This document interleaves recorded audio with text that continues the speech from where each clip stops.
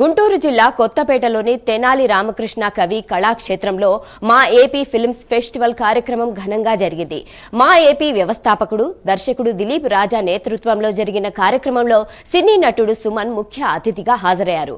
Short film festival కు రాష్ట్రంలోని అనేక ప్రాంతాల నుండి దాదాపు 200 వరకు ఎంట్రీలు రాగా ఉత్తమ షార్ట్ ఫిల్మ్లకు నగదు బహుమతులు నటుడు సుమన్ చేతుల మీదుగా అందజేశారు.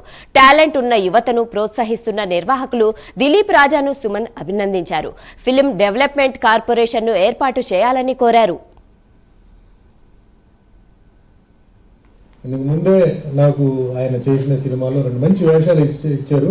బట్ మీసం తీయాలని చెప్పి ఆ కారణం కోసం నేను చేయలేదు. ఒకటేమో సుభాష్ చంద్రబోస్, ఇంకోటేమో అంబేద్కర్ క్యారెక్టర్ ఇచ్చారు నాకు. బట్ నేను చేయలేకపోయాను. బట్ అట్లీస్ట్ ఫ్యూచర్లో ఏదో ఒక మంచి ప్రాజెక్ట్ చేయాలి, ఇది పక్కన పెట్టాలని.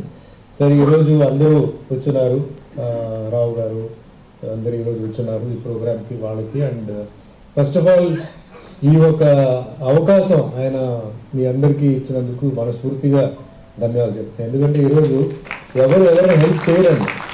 ఉదాహరణకి నా విషయం చెప్తాను. నేను సినిమా ఇండస్ట్రీలో 77లో ఎంటర్ అయ్యాను. 78లో చెన్నైలో తమిళ్లో ఎంటర్ అయ్యాను.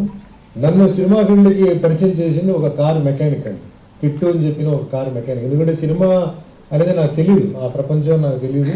నేను ఏదో కాలేజ్లో కరాటే బ్లాక్ బెల్ట్ ఈ గోళం నేను ఉన్నాను.